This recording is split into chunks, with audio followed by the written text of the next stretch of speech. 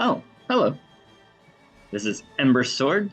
It is a free-to-play Sandbox MMORPG with isometric camera view, and the adventure finds you. All right, I said it. I did it. I'm proud of myself. What is Embersword?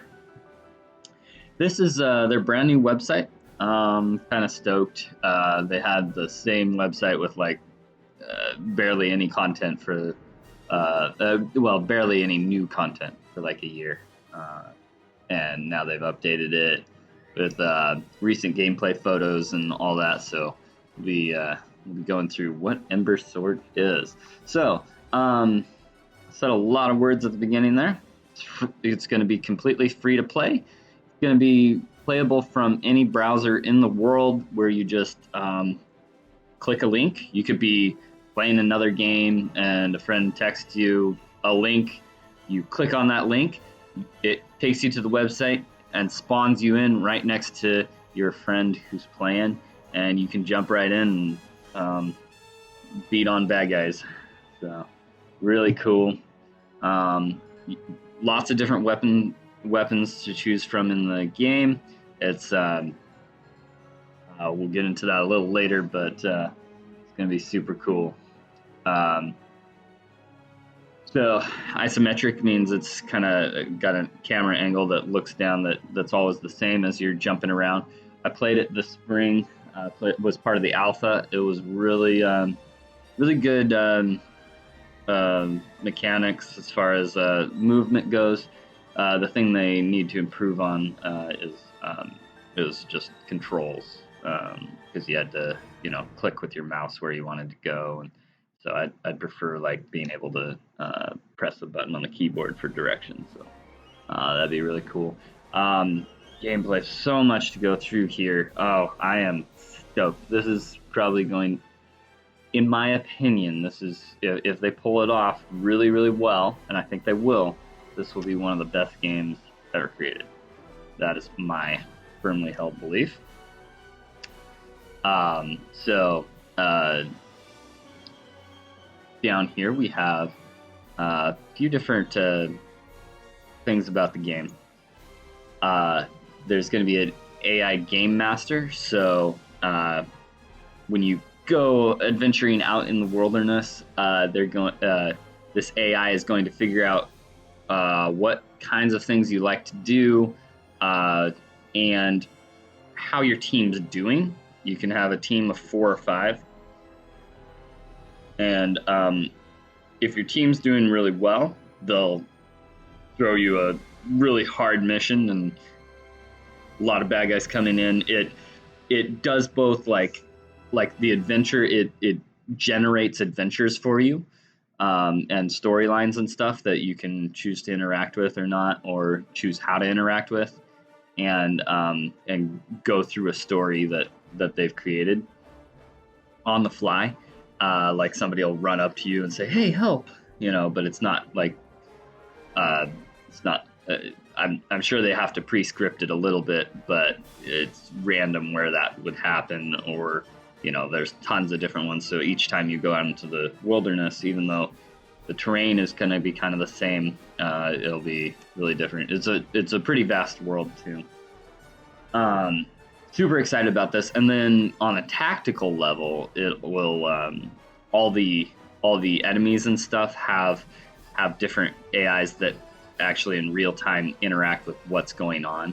So dodging like a massive enemy, if there's a bunch of smaller enemies, there's friendly fire amongst them, so the smaller enemies might dodge out of the way if the big enemy is like going to do a sweeping swing, or a dragon is going to breathe fire. They're all like, "Ooh, better move."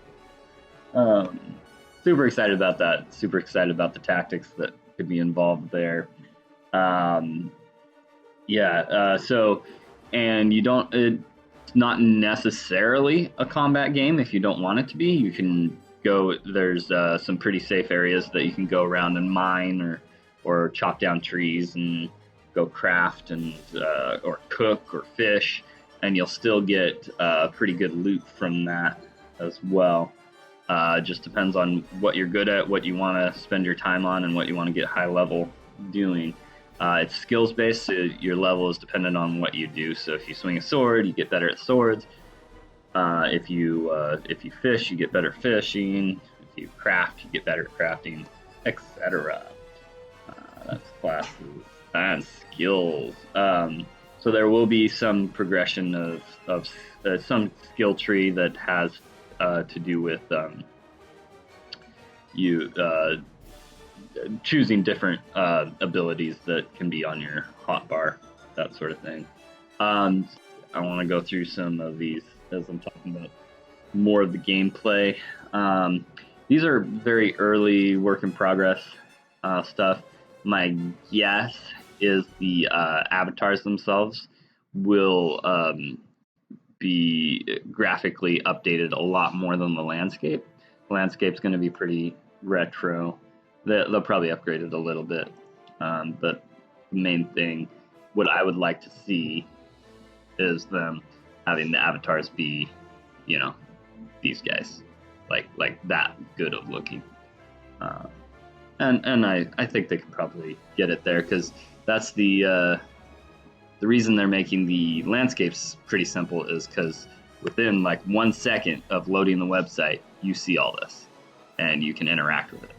So it needs to be relatively simplistic. Oh, those look like from Mario World. Those are interesting. I really like that art style from Mario World. Elijah. Okay, some sort of graveyard. Oh, they have very interesting buildings, very somewhat Picasso, because it's set in a dystopian future moon of Jupiter. So kind of a moon of Jupiter. So there's double jump because there's not that much gravity there.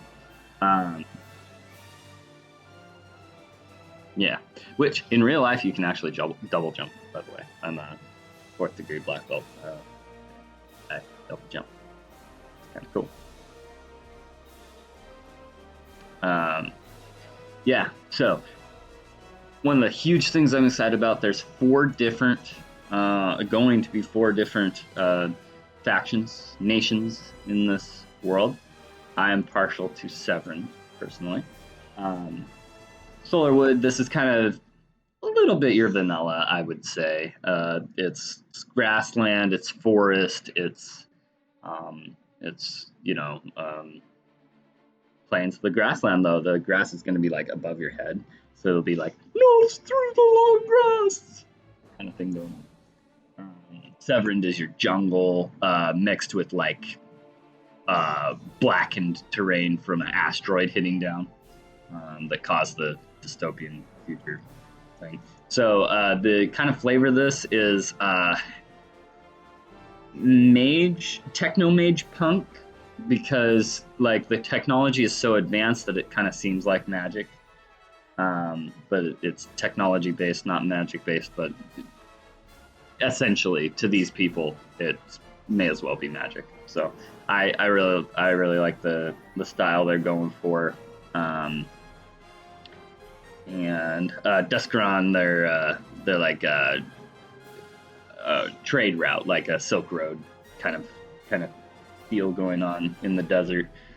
And then Ediso, they're Imperial Vikings, so that should be really interesting. The thing about these nations that are kind of cool is you get to trade back and forth between them, in that you can teleport anywhere in the world, but for certain items, there's only a limited amount you can take with you via teleport. So it's going to be very advantageous, and the top level resources, there's just not certain resources that are held here, like trading. There's only certain resources that are in Solarwood and not in Severin, or Severin and not in Duscaron. So you're going to want to mine a bunch of those resources if you know if you want an advantage in the game, and do a trade caravan, initiate a trade caravan, probably from a city that's close to the edge, through the wilderness territory, which is heavy PvE, and then through the outlaw territory, which is the probably most dangerous territory as far as PvE goes, but it's also open season to anybody that's not in your 4 or 5 man party. So when you go through there, you better hope your team is really good, or you have a clan that the team is spread out enough you're not going to friendly fire, but you're taking your goods through and selling it for or trading it for huge advantage. So that's one thing that I'm going to be really looking forward to. I want to be a trader between Sevrand and Duscaron, maybe Solarwood too. I'm partial against Ediso because I just I'm a rebel, so I'm like down with the Imperials. I like Vikings, I do. I just like I'm not into the Empire and into the rebels. Although I do like stormtroopers. You know, it's so I like the flavor of the Imperial army, but I don't like what they stand for. So kind of stuck, I guess. Anyway, I'm having fun. So open world, I alluded to it a little bit. It gets more and more dangerous the further out you go from the center, the capital of each nation. And there's huge open world bosses that will spawn every day, and you'll get unique loot from those bosses. And if you're the first person to slay them each day. So, and some of those bosses will take 40 or 50 people to slay. So, really looking forward to that aspect of it. You know, and timing and all that good stuff, I'm sure will play into it.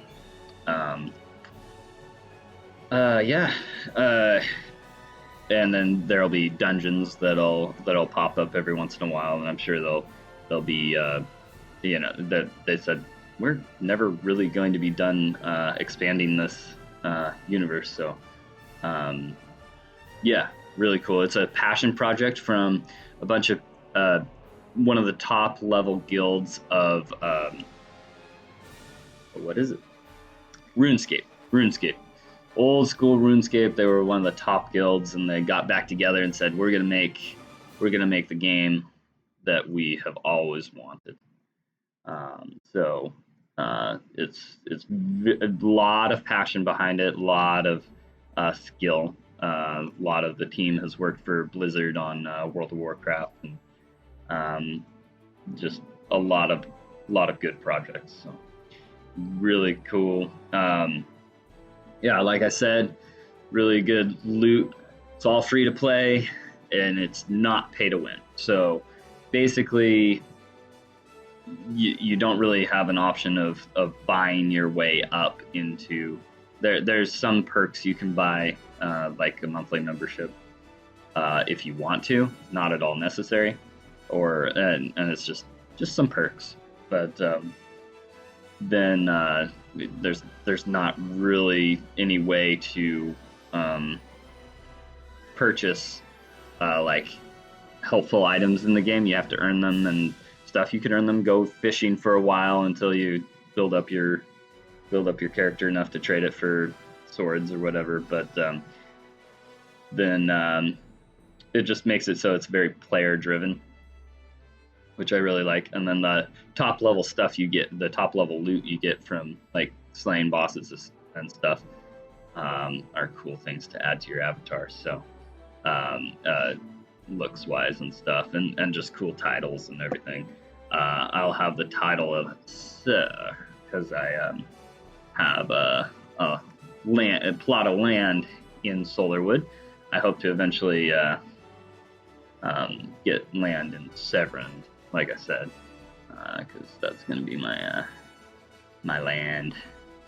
My wife likes Duscaron, so we're gonna have a cool backstory of how we meet in the game. So she chuckled. Anyway, I am super stoked.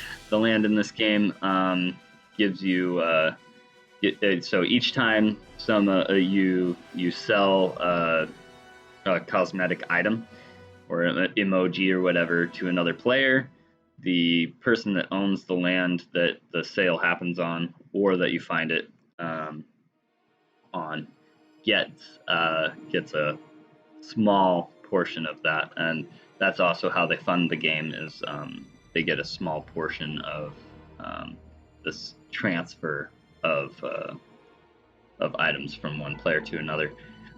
Super cool way of funding something, incentivizes them to really do a good job, and